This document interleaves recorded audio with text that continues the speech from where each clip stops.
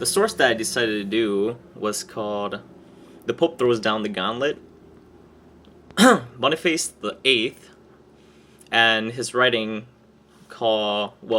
his papal bull called the Clerical Laicos, written in 1296. Um, the author is Pope Boniface the Eighth himself, and where it was written, from the information given from the context of the book, this would have been written in the Papal States during the time, and in the year 1296, as suggested from the title, and originally written in Latin.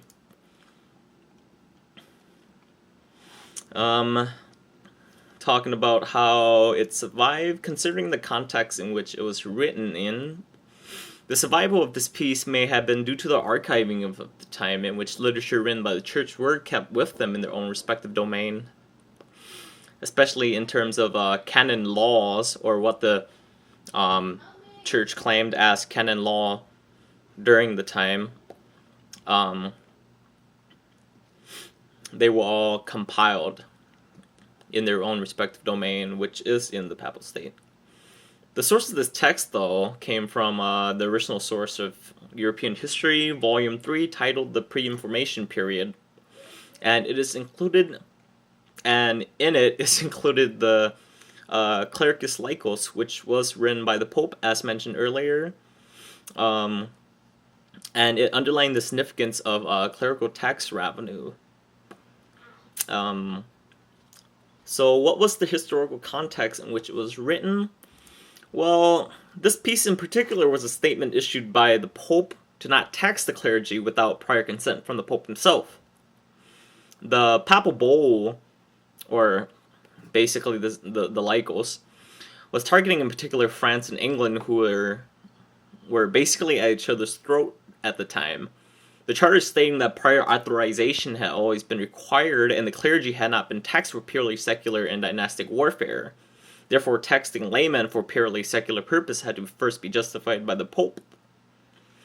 And this is just an important piece to consider, because when looking to the power of the Papal State during the time, and what kind of authority it had over the power in Christendom, they always seem to fall a little bit short behind the Church.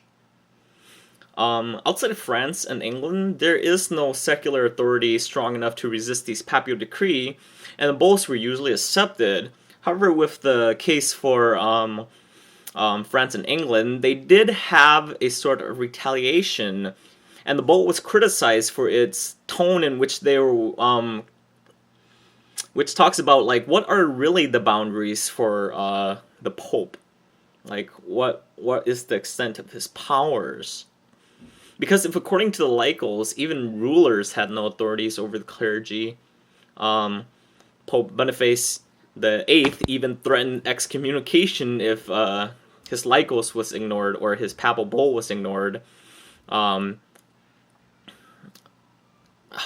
this decree was short-lived because of, like I said, since there is no secular authority strong enough to resist the papal decree outside of France and England, King Philip IV of France and King Edward I of England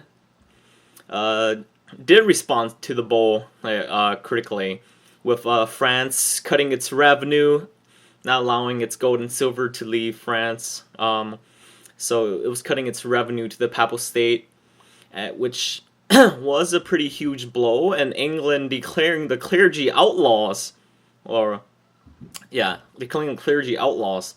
Pope Boniface VIII was eventually just forced to back down, resulting in neutralization of the Laicos by the Esti de Statu in 1297, which was another bull that allowed taxation of clergy without consent in cases of emergency.